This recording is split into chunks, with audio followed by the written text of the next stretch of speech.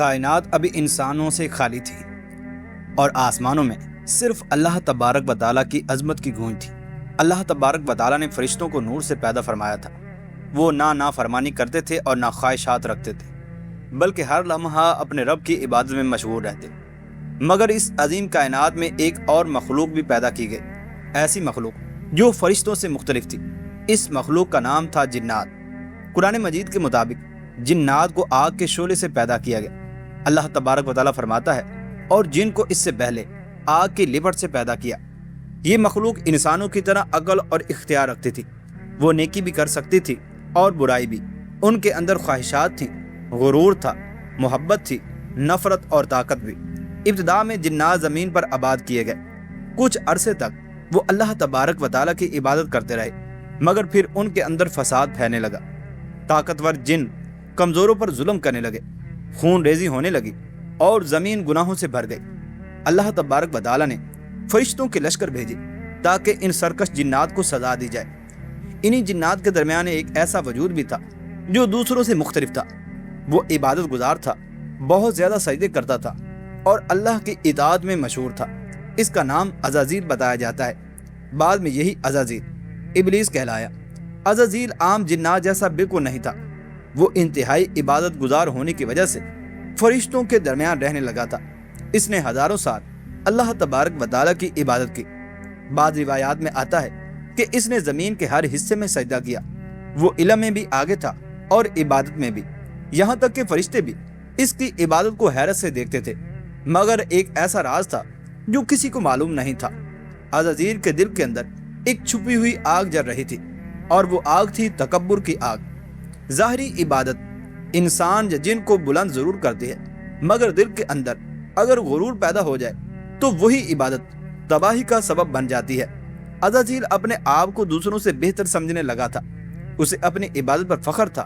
وہ سمجھتا تھا کہ اس جیسا عبادت گزار کوئی نہیں۔ پھر وہ لمحہ آیا جس نے پوری کائنات کی تاریخ بدل دی۔ اللہ تبارک و تعالیٰ نے ارادہ فرمایا کہ زمین پر ایک نئی مخلوق پیدا کی جائے، ایسی مخلوق جو آزمائش میں ہوگی، جسے عقل دی جائے گی اور خواہشات بھی دی جائیں گی، اور پھر دیکھا جائے گا کہ وہ اپنے رب کی اطاعت کرتی ہے یا نہیں۔ یہ مخلوق تھی انسان۔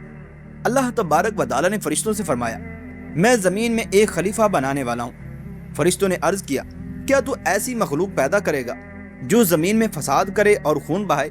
اللہ تبارک و تعالیٰ نے فرمایا، میں وہ جانتا ہوں جو تم نہیں جانتے۔ پھر اللہ تبارک و تعالیٰ نے حضرت آدم علیہ السلام کو مٹی سے پیدا فرمایا، مختلف رنگوں کی مٹی، مختلف زمینوں کی مٹی، نرم بھی سخت بھی۔ اس لیے انسانوں کے مزاج بھی مختلف ہیں۔ آدم علیہ السلام کا جسم بنایا گیا، مگر ابھی روح نہ ڈالی گئی تھی۔ فرشتے اس جسم کو حیرت سے دیکھتے تھے۔ عزازیل بھی وہاں آیا۔ اس نے آدم علیہ السلام کے جسم کو دیکھا اور دل میں حسد کی پہلی چنگاری بھڑک اٹھی۔ وہ سوچنے لگا، یہ مٹی سے بنی ہوئی مخلوق مجھ سے بہتر کیسے ہو سکتی ہے؟ میں تو آگ سے پیدا ہوا ہوں اور آگ مٹی سے زیادہ طاقتور ہے۔ یہ وہ لمحہ تھا جہاں شیطانیت نے جنم لینا شروع کیا تھا۔ جب اللہ تبارک و تعالیٰ نے حضرت آدم علیہ السلام میں روح پھونکی تو انہوں نے آنکھیں کھولی۔ اللہ تبارک و تعالیٰ نے انہیں علم عطا فرمایا، چیزوں کے نام سکھائے، اور پھر فرشتوں کے سامنے ان کی فضیلت ظاہر فرمائی۔ اس کے بعد اللہ تبارک و تعالیٰ نے حکم دیا کہ آدم علیہ السلام کو سجدہ کرو۔ تمام فرشتے فوراً سجدے میں گر گئے، مگر ایک وجود کھڑا رہا، اور وہ تھا عزازیل۔ اس کے چہرے پر غرور تھا اور دل میں آگ تھی اور زبان پر تکبر تھا۔ اللہ تبارک و تعالیٰ نے فرمایا، تجھے کس چیز نے سجدہ کرنے سے روکا؟ اس نے جواب دیا، میں اس سے بہتر ہوں۔ تو نے مجھے آگ سے پیدا کیا اور اسے مٹی سے پیدا کیا، جو تکبر کی بنیاد پر کیا گیا تھا۔ ابلیس نے اللہ کے حکم کو رد نہیں کیا تھا کہ حکم دیا ہی نہیں گیا، بلکہ اس نے اپنی عقل کو اللہ تبارک و تعالیٰ کے حکم سے بڑا سمجھ لیا تھا۔ اسی لمحے عزازیل ابلیس بن گیا۔ ابلیس یعنی وہ جو اللہ کی رحمت سے مایوس کر دیا گیا ہو۔ اللہ تبارک و تعالیٰ نے فرمایا، یہاں سے نکل جاؤ، تو مردود ہے اور قیامت تک تجھ پر لعنت ہے۔ ابلیس جانتا تھا کہ وہ تباہ ہو چکا ہے، مگر اس کے اندر کی ضد ختم نہیں ہوئی۔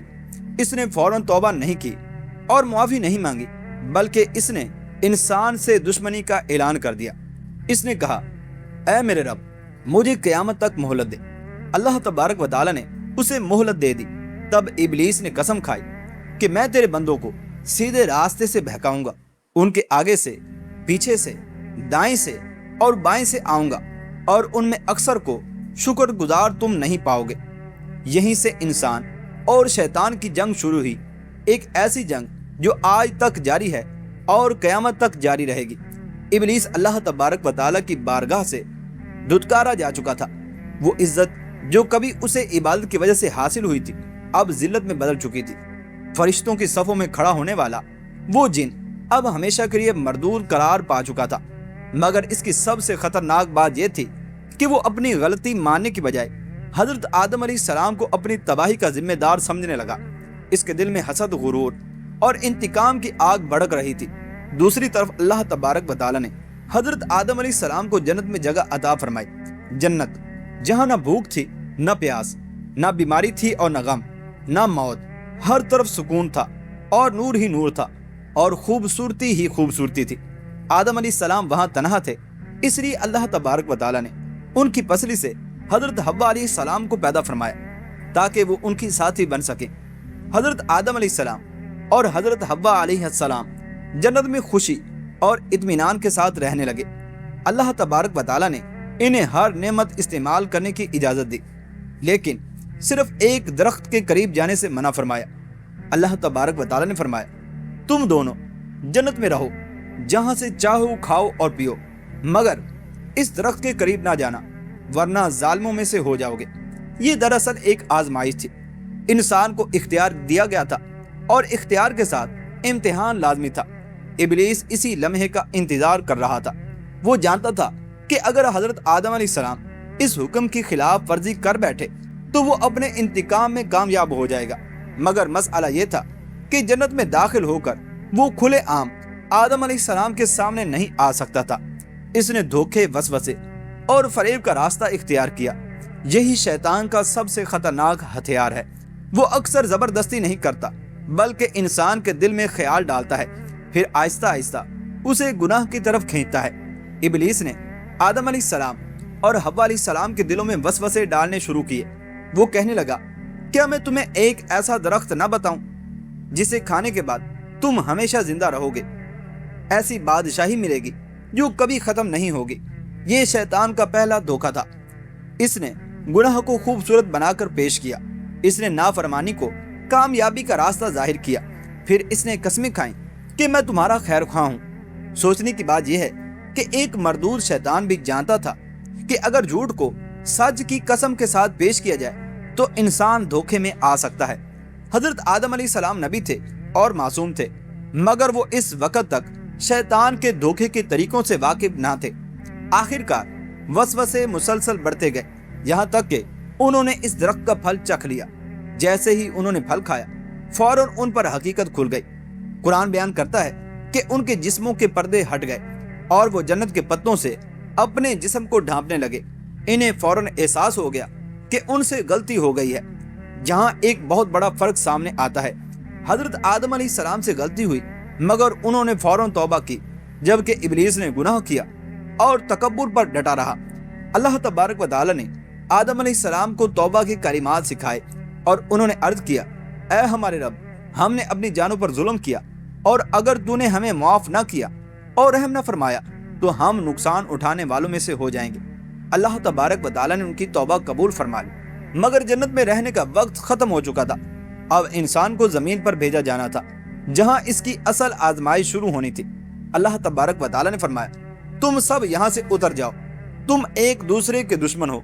ये ऐलान सिर्फ आदम और हव्वा अलैहिस्सलाम के लिए ना था, बल्कि पूरी इंसानियत के लिए था। इबलीस अब इंसान का खुला दुश्मन बन चुका था। इसका मकसद सिर्फ एक था, इंसानों को अल्लाह तबारक व तआला से दूर करना। हजरत आदम अलैहिस्सलाम जमीन पर तशरीफ लाए। बाज रिवायात में आता है कि वो एक जगह उतारे गए और हजरत हव्वा अलैहिस्सलाम दूसरी जगह। वो एक दूसरे को तलाश करते रहे। अब यहाँ भूख थी, मेहनत थी, तकलीफ और गर्मी, सर्दी और बीमारी और मौत भी थी, मगर साथ ही अल्लाह तबारक व तआला की रहमत भी थी, हिदायत भी और तौबा का दरवाजा भी। इबलीस मुसलसल इंसान के पीछे लगा हुआ था। वो चाहता था कि जिस तरह वो अल्लाह की रहमत से दूर हुआ, इसी तरह से इंसान भी दूर हो जाए। इसने इंसानों को गुमराह करने के مختلف راستے بنائے، کبھی غرور کے ذریعے سے، کبھی حسد کے ذریعے سے، کبھی شہوت، کبھی غصے، اور کبھی دولت کی محبت، اور کبھی جھوٹی عبادت کے ذریعے سے۔ وہ جانتا تھا کہ ہر انسان کی کمزوری مختلف ہوتی ہے، اس لیے وہ ہر شخص پر الگ انداز سے حملہ کرتا ہے، مگر اللہ تبارک و تعالیٰ نے انسان کو تنہا نہیں چھوڑا، اسے عقل دی، نبی بھیجے، کتابیں نازل فرمائیں اور حق اور باطل کے فرق کو واضح کر دیا۔ اب فیصلہ انسان کے ہاتھ میں تھا کہ وہ آدم علیہ السلام کا راستہ اختیار کرتا ہے یا ابلیس کا۔ آدم علیہ السلام کا راستہ غلطی کے بعد توبہ، اور ابلیس کا راستہ غلطی کے بعد تکبر۔ اسی فرق نے ایک کو نبی بنا دیا اور دوسرے کو ہمیشہ ہمیشہ کے لیے شیطان بنا دیا۔ زمین پر انسان کی زندگی اب شروع ہو چکی تھی، مگر اس کے ساتھ ہی ایک ایسی خفیہ جنگ بھی شروع ہو گئی تھی جو نظر تو نہیں آتی لیکن ہر انسان کے دل و دماغ میں ہر وقت جاری رہتی ہے۔ یہ جنگ تھی انسان اور شیطان کے درمیان۔ ابلیس جانتا تھا کہ وہ خود ہمیشہ کے لیے اللہ کی رحمت سے محروم ہو چکا ہے، اس لیے اس نے فیصلہ کر لیا تھا کہ وہ زیادہ سے زیادہ انسانوں کو بھی اپنے ساتھ جہنم کی طرف لے کر جائے گا، مگر اس کی سب سے بڑی چال یہ تھی کہ وہ کبھی کھل کر سامنے نہیں آتا۔ وہ انسان کے دل میں داخل ہوتا ہے، خیالات میں وسوسے ڈالتا ہے، گناہ کو خوبصورت بنا کر پیش کرتا ہے، اور پھر آہستہ آہستہ انسان کو اللہ سے دور کرتا چلا جاتا ہے۔ شروع میں ابلیس نے حضرت آدم علیہ السلام کی اولاد کے اندر حسد کا بیج بویا۔ حضرت آدم علیہ السلام کے 2 بیٹے تھے، حابیل اور قابیل۔ جب قربانی پیش کرنے کا حکم ہوا تو حابیل نے خلوص کے ساتھ بہترین قربانی دی، جبکہ قابیل کے دل میں تکبر اور حسد موجود تھا۔ اللہ تبارک و تعالی نے حابیل کی قربانی قبول فرما لی، مگر قابیل کی قبول نہ ہوئی۔ یہاں شیطان نے اپنا وار کیا، اس نے قابیل کے دل میں غصہ اور حسد کو بھڑکا دیا، یہاں تک کہ اس نے اپنے ہی بھائی کو قتل کر دیا۔ یہ زمین پر ہونے والا پہلا قتل تھا، اور اس قتل کے پیچھے شیطان کا وسوسہ کام کر رہا تھا۔ اس کے بعد وقت گزرتا گیا، انسانوں کی تعداد بڑھتی گئی، اور شیطان نئے نئے طریقوں سے لوگوں کو گمراہ کرتا رہا۔ کہیں اس نے لوگوں کو بت پرستی میں مبتلا کیا، کہیں جادو سکھایا، کہیں غرور میں ڈبو دیا، اور کہیں خواہشات کے پیچھے لگا دیا۔ پھر اللہ تبارک و تعالیٰ نے انسانوں کی ہدایت کے لیے انبیاء علیہ السلام کو بھیجنے کا سلسلہ شروع کیا۔ چنانچہ حضرت نوح علیہ السلام آئے، انہوں نے 950 سال تک اپنی قوم کو اللہ تبارک و تعالیٰ کی طرف بلایا، مگر شیطان نے لوگوں کے دلوں میں ضد اور تکبر بھر دیا۔ وہ کہتے تھے ہم اپنے باپ دادا کے دین کو نہیں چھوڑیں گے۔ آخرکار طوفان آیا اور نافرمان قوم تباہ کر دی گئی۔ پھر حضرت ابراہیم علیہ السلام آئے، شیطان نے لوگوں کو بتوں کی عبادت میں مبتلا کر رکھا تھا۔ حضرت ابراہیم علیہ السلام نے جب بت توڑے تو شیطان نے نمرود جیسے ظالم بادشاہ کے دل میں غرور بھر دیا۔ اس نے حضرت ابراہیم علیہ السلام کو آگ میں ڈالنے کا حکم دیا، مگر اللہ تبارک و تعالیٰ نے آگ کو ٹھنڈا کر دیا۔ پھر حضرت موسیٰ علیہ السلام آئے۔ فرعون اس قدر مغرور ہو چکا تھا کہ اس نے خود کو خدا کہنا شروع کر دیا تھا۔ یہ بھی شیطان ہی کا راستہ تھا، انسان کو اتنا متکبر بنا دو کہ وہ اپنے رب کو بھول جائے۔ مگر تاریخ کا سب سے بڑا معرکہ اس وقت شروع ہوا جب اللہ تبارک و تعالیٰ نے آخری نبی یعنی حضور اکرم صلی اللہ تعالی علیہ وآلہ وسلم کو دنیا میں بھیجا۔ ابلیس جانتا تھا کہ یہ وہ نبی ہیں جن کے بعد حق پوری دنیا کے اندر پھیل جائے گا، اسی لیے اس نے شروع ہی سے مخالفت شروع کر دی۔ کفار مکہ کے دلوں میں نفرت ڈالی، ظلم بڑھایا، مسلمانوں کو ستایا گیا، مگر اسلام پھیلتا چلا گیا۔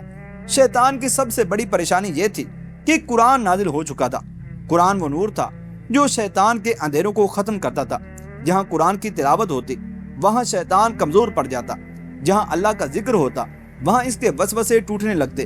اسی لیے شیطان نے انسان کو قرآن سے دور کرنے کی کوشش کی، کبھی سستی کے ذریعے، کبھی دنیا کی محبت کے ذریعے، اور کبھی گناہوں کی لذت کے ذریعے سے۔ مگر ایک بات ہمیشہ یاد رکھنے والی ہے، شیطان انسان کو مجبور نہیں کر سکتا۔ قرآن کے مطابق قیامت کے دن شیطان خود کہے گا میں نے تم پر کوئی زور نہیں ڈالا تھا، میں نے صرف بلایا اور تم نے میری بات مان لی۔ یعنی انسان کے پاس ہمیشہ اختیار موجود ہوتا ہے، شیطان صرف راستہ دکھاتا ہے، چلنا انسان خود انتخاب کرتا ہے۔ آج بھی شیطان اسی مشن پر کام کر رہا ہے جو اس نے حضرت آدم علیہ السلام کے وقت شروع کیا تھا۔ فرق صرف اتنا ہے کہ اس کے طریقے بدل گئے ہیں۔ پہلے وہ بتوں کے ذریعے گمراہ کرتا تھا، آج وہ خواہشات، فحاشی، لالچ، جھوٹ، حسد، غرور اور دنیا کی محبت کے ذریعے انسانوں کو تباہ کرتا ہے۔ پہلے لوگ پتھروں کے بتوں کو سجدہ کرتے تھے، آج بہت سے لوگ اپنی خواہشات کو اپنا خدا بنا چکے ہیں۔ شیطان کی سب سے خطرناک کامیابی یہ ہوتی ہے کہ انسانوں کو احساس ہی نہ ہو کہ وہ گمراہ ہو چکے ہیں۔ اسی لیے اسلام انسان کو بار بار اللہ کی پناہ مانگنے کی تعلیم دیتا ہے اور اعوذ باللہ من الشیطان الرجیم پڑھنے کا کہتا ہے، کیونکہ شیطان ہر وقت انسان کے ساتھ لگا ہوا ہے۔ حدیث میں آتا ہے کہ وہ انسان کے خون کی طرح جسم میں دوڑتا ہے، وہ عبادت کے وقت بھی وسوسہ ڈالتا ہے، نیکی کے وقت بھی غرور پیدا کرتا ہے اور گناہ کے وقت انسان کو جھوٹی امیدیں دلاتا ہے کہ ابھی بہت وقت ہے، بعد میں توبہ کر لینا۔ مگر ایک دن ایسا آئے گا جب اس کی مہلت ختم ہو جائے گی، قیامت قائم ہوگی، تمام انسان دوبارہ زندہ کیے جائیں گے، پھر فیصلہ ہوگا کون اللہ کے راستے پر چلا اور کون شیطان کے راستے پر۔ اس دن ابلیس اپنے ماننے والوں سے بری ہو جائے گا، وہ انہیں بچا نہیں سکے گا۔ وہ صرف حسرت کے ساتھ دیکھے گا کہ جنہیں اس نے بہکایا تھا وہ اس کے ساتھ عذاب میں جا رہے ہیں، اور اسی دن یہ جنگ ہمیشہ ہمیشہ کے لیے ختم ہو جائے گی۔ جو لوگ اللہ کی اطاعت، توبہ اور ایمان کے راستے پر قائم رہے وہ کامیاب ہوں گے، اور جو شیطان کے دھوکے میں آ گئے وہ خسارے میں رہ جائیں گے۔ یہی شیطان کی پوری کہانی ہے۔